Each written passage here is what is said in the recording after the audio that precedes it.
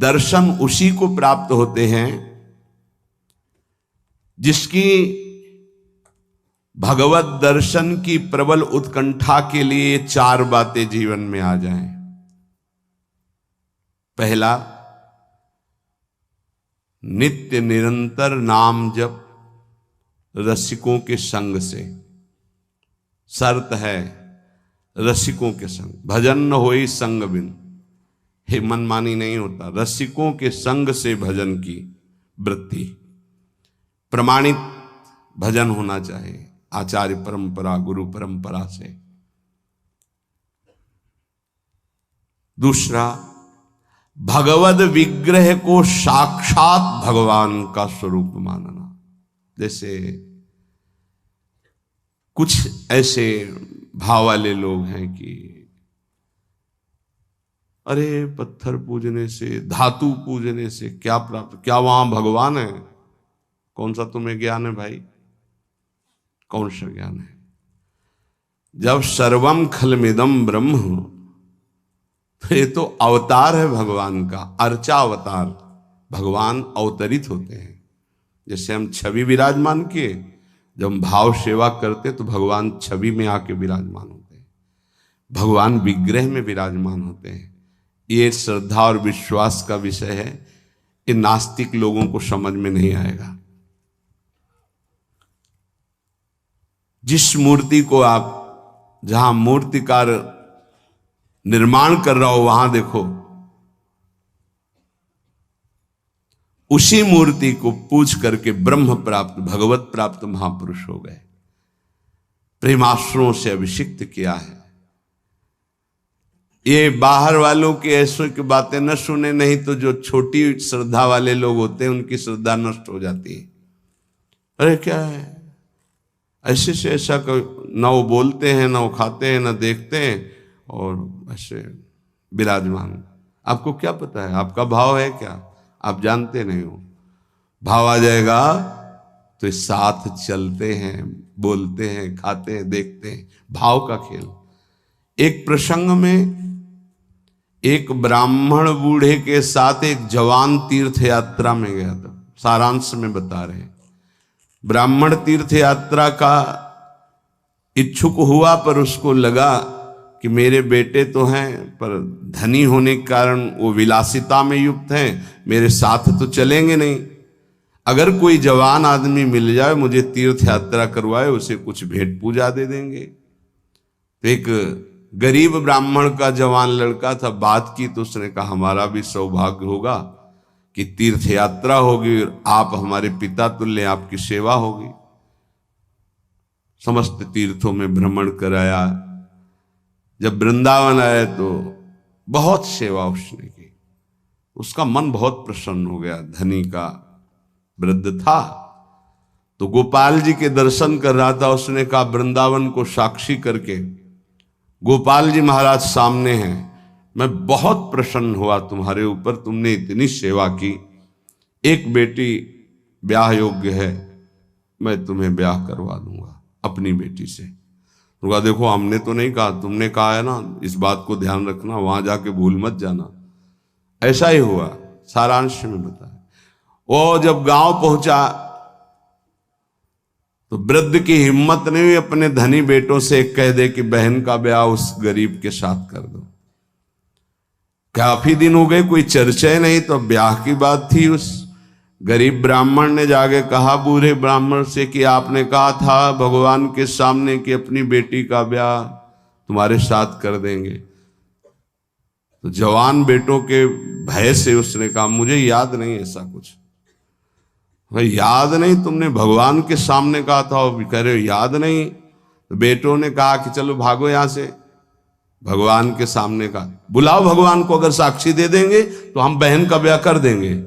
बोले पक्का? तो उनको पता था कि मूर्ति कोई बोलती थोड़ी, चलती थोड़ी। तो उनका हाँ पक्का। बोले पंचों के बीच में बोल दो। पहले गांव में पंचायत होती थी पिंड छुटाने के लिए कि अतरे दिन ये परेशान करेगा। तो उन्होंने कहा पंचों के सामने यदि ठाकुर जी आके गवाही दे दे तो ब्याह करवा देंगे। ओ गरीब आदमी जो कुछ था बेचा, फिर वृंदावन आया। ठाकुर जी गोपाल जी से कहा कि महाराज आपके सामने हमारे ब्याह की बात कही थी इस वृद्ध ब्राह्मण ने, आपको गवाही देना पड़ेगा तब हमारा ब्याह होगा। हाँ, कौन सुने। समय हुआ, ठाकुर जी का शयन भोग लगा, पट बंद हो गए, वो बैठे ही रहे बाहर। वाह गोपाल जी महाराज, आप जब बोलोगे तभी हमारा ब्याह होगा और हम तभी यहां से जाएंगे जब आपको साक्षी दे। सब चले गए थे वो अकेले, उसको विश्वास था भगवान है। अंदर से आवाज आई, मूर्ति कहीं चलती है क्या कि चलकर साक्षी दे। बोले महाराज मूर्ति बोलती थोड़ी है, आपने बोला ना तो आओ निकल के बाहर। अब उनके लिए कोई पर्दा है क्या? ललित त्रिभंगी वैसे। बोले देखो यार, अब तुम्हारे प्रेम के कारण हम बाहर तो निकल आए, तुम उसको यहीं बुला दो, हम यहीं साक्षी। बोले महाराज वो नहीं आएगा, हमारा ब्याह रुक जाएगा, आपको चलना पड़ेगा। बोले चल तो देंगे, लेकिन देखो हम वृंदावन के ठाकुर हैं, हमको तो अच्छा अच्छा माखन मिश्री और सब। भगवान ने बहानेबाजी। बोले महाराज हमें पता था कि आप भोगराग के लिए कहोगे, तो हमारे पास जो संपत्ति थी बेच के आए, खूब खवाते पियाते चलेंगे महाराज। बोले चलो अच्छा। देखो दृढ़ विश्वास। बोले महाराज हम जानेंगे कैसे कि आप आ रहे हो? बोले मेरे नूपुरों की ध्वनि सुनाई देगी, और देखो लौट कर जहां देख लोगे उससे आगे फिर हम नहीं जाएंगे। ठीक है महाराज, जब भोग लगाने का समय आएगा तो हम बोल देंगे, तब तुम हमारा भोग लगाना, और जब हम चलेंगे तो लौट कर पीछे नहीं देखोगे। ठीक है महाराज। अपने प्रांत पहुंचे, उड़ीसा प्रांत। गांव जब नजदीक रह गया तो सोचा मुड़ के तो देखे, केवल पायले धुनी है, ठाकुर जी भी है। मुड़ के देखा तो श्याम घन साक्षात प्रभु। प्रभु ने कहा देखो तुमने वादा तोड़ दिया, अब हम यहां से नहीं जाएंगे। बोले महाराज अब तो कोई बात नहीं। गांव में दौड़ के गया, गोपाल जी आए, प्रभु आए साक्षी देने के लिए मेरे ब्याह के लिए। पूरा नगर दौड़ पड़ा, पंचायत के सब ने देखा प्रभु विराजमान। अब किसी की हिम्मत थोड़ी थी कि पूछ ले, जबरदस्ती उस बुड्ढे से कहा ब्याह करो भगवान वृंदावन से साक्षी। आज भी साक्षी गोपाल के रूप में भगवान विराजमान। क्या हुआ? जिसे तुम मूर्ति समझते वो चल के उड़ीसा तक गए और गवाही दी। विट्ठल भगवान बातचीत करते थे तुकाराम जी से, नामदेव जी से, इन बड़े बड़े संतों से। हरिवंश महाप्रभु, सेवक जी महाराज, बनचंद महाप्रभु तक बातचीत करते थे राधा वल्लभ लाल जी। प्रगट में एक बार मोहन चंद जो महाराज महाप्रभु के सबसे छोटे लाडले पुत्र थे, महाप्रभु राधा वल्लभ जी की सेवा परिचर्या में थे, तो एक पात्र कटोरा था राधा वल्लभ जी की सेवा का, उसमें चरण छू गया श्री मोहन चंद जू का। महाप्रभु ने एक शपथ मारी, प्रभु के पात्रों को ऐसे। राधा वल्लभ जी के जब पत्रावली कर रहे थे तो कपोल में अंगुली बनी, तो उनका जय जय आप। तो बोले मोहन चंद के रूप में मैं ही तो अब खेल रहा हूं अपने पात्र, तुमने वहां मारा मुझे देखो लगा। महाप्रभु ने कहा क्षमा कीजिए प्रभु, ऐसी तन्मयता मोहन चंद जू की आप में है, ये मुझे पता नहीं था। ऐसा महाप्रभु से बात, स्वामी जी से, बिहारी देव जी से, बिहारी जो बात करते थे, आज भी महापुरुषों से प्रभु बात कर। ये केवल मूर्ति छवि का विषय नहीं होता। ये अज्ञानी जीव जो हैं ये केवल तर्क विवाद में फंसे रहते। श्रद्धा में तर्क विवाद नहीं होता। ये तर्क विवाद जहां होने लगे, ऐसी कोई वार्ता होने लगे, श्रद्धालु उपासक को बिल्कुल हट जाना चाहिए। भगवत दर्शन किसको प्राप्त होते हैं? पहला, जो रसिक महापुरुषों के गुरुदेव के अनुसार भजन करता, नाम जप, मंत्र जप। दूसरा, भगवद विग्रह को साक्षात प्रभु मान करके। कहो सो कहां जहां प्रभु नाही, जब सर्वत्र प्रभु है तब तो हमने प्रभु का श्री विग्रह, अर्चा विग्रह, ये अर्चा अवतार है भगवान का, इनको विराजमान किया, साक्षात मेरे प्रभु हैं। ये बाहरी दर्शन है। तीसरा,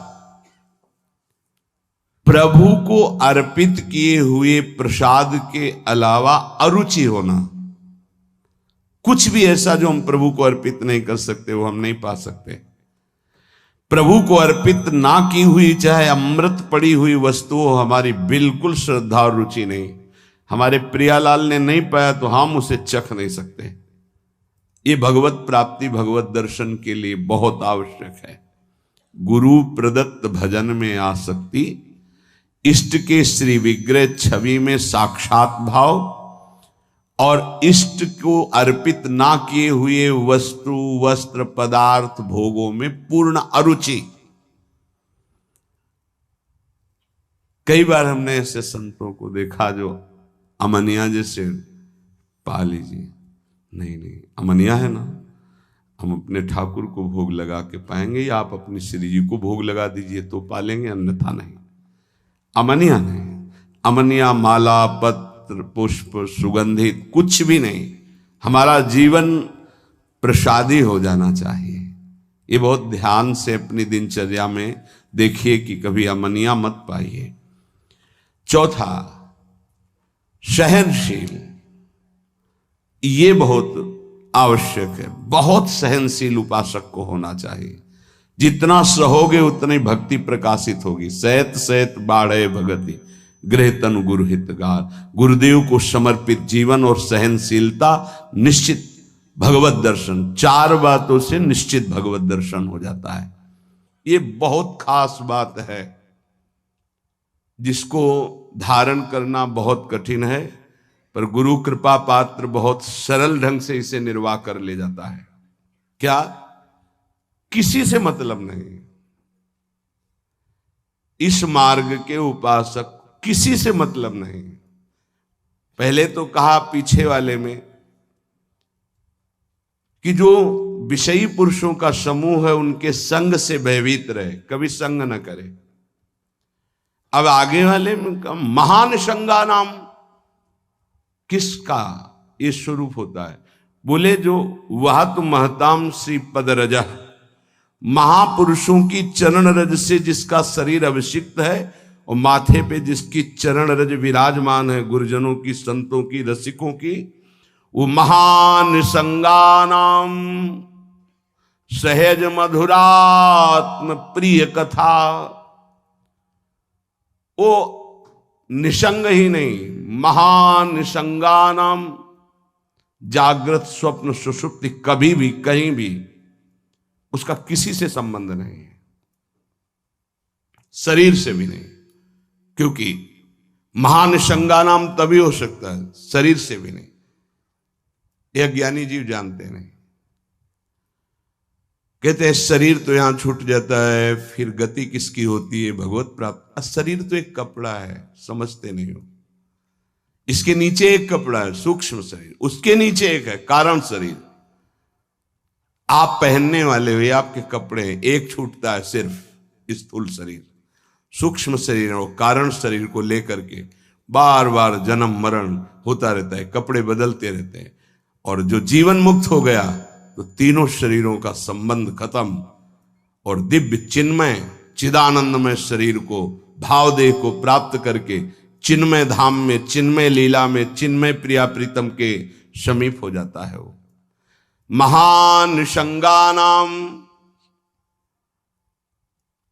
साधक का स्वभाव ऊपरी बड़ा ही रुक्ष होना चाहिए। साधक का रुक्ष, सबको ये लगना चाहिए कि बड़ा बेरुखा आदमी है ये,